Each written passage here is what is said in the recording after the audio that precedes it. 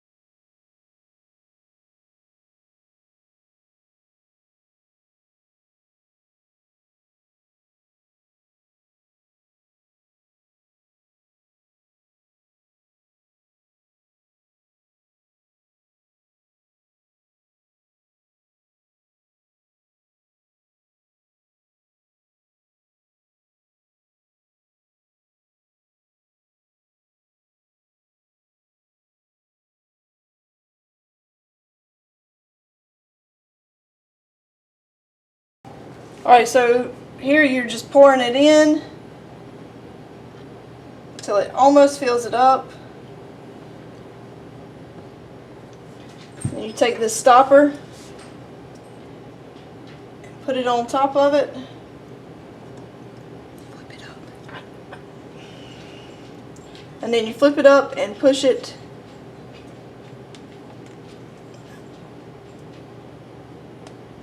And it fills up the worm. Fills up the mold.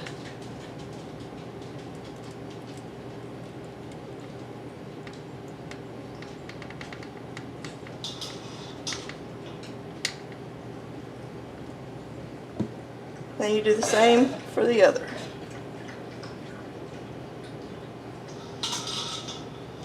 Fill it up till it's almost full.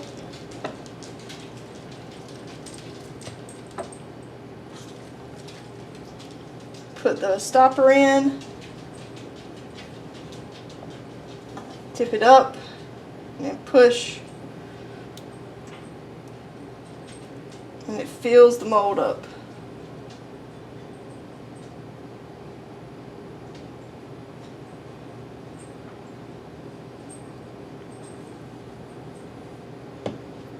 And this is why it takes so long, because you can only do 1 or 2 at a time. If I had 5 or 6 different molds, I could have 5 or 6 going. But right now I only have 2, so that's why it's going to take a long time. So I will be back when these are ready to take out. So to take these out, you pop the stopper out and unscrew the screws.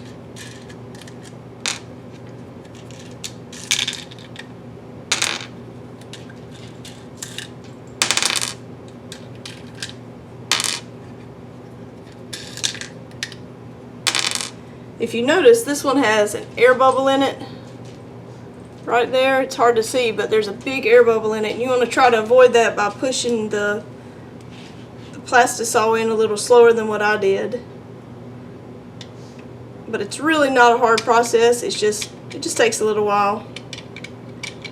And it takes some getting used to.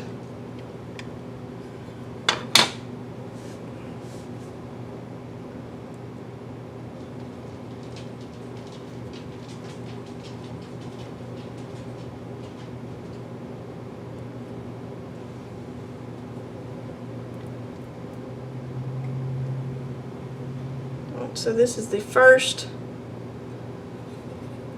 mold. This is the crawl type mold. You can't see the flake in it, but the flake almost looks red. It has a red tint. I'm not sure why. I'm going to have to play around with the different colors of glitter I put in. And it's hard for you to see that, but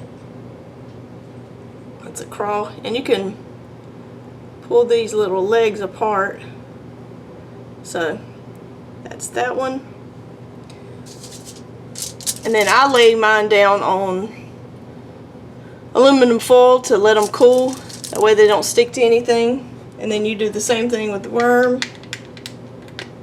Pull the stopper out. Loosen up all the screws.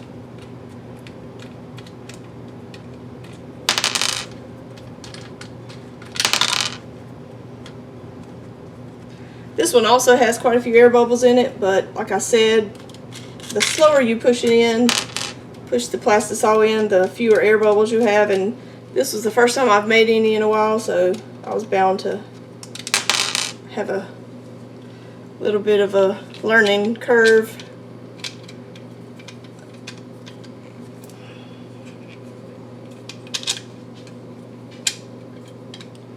So I'm just pulling apart the mold.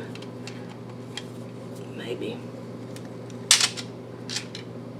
Just pull it apart. Try not to stretch the worm out too much. There's a little end that fills up that you want to make sure you fill up. I put all my extra back in to be used again.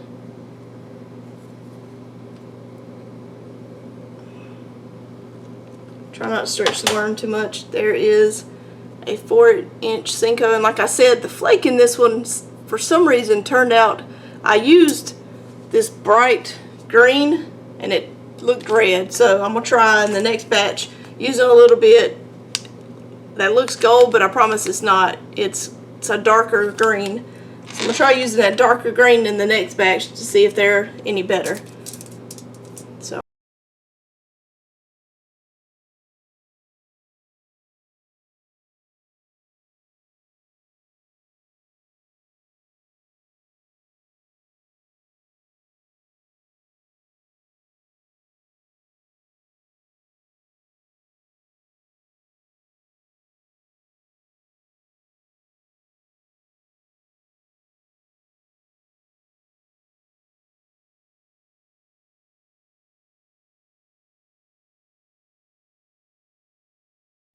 Alright, so this is the last time I'm going to show this part. I'm just going one more time, go over. All you do is take the stopper out, just showing you how easy it is if you guys wanted to make some of your own plastics. It's super simple. It does take a little bit of time, but it's really not that hard. It's pretty easy actually. You just need a space and a microwave. You can do it on the stovetop, but it seems easier just to stick a microwavable cup or whatever in the microwave. It just seems easier to me. And you will get some air bubbles, like this one has several air bubbles in it. It's hard to see, but oh yeah, you can see them real good there. It's hard to not get the air bubbles in them, but hopefully it doesn't affect the shape of the worm. We'll see if it affects this worm. When I pull it out, let's see.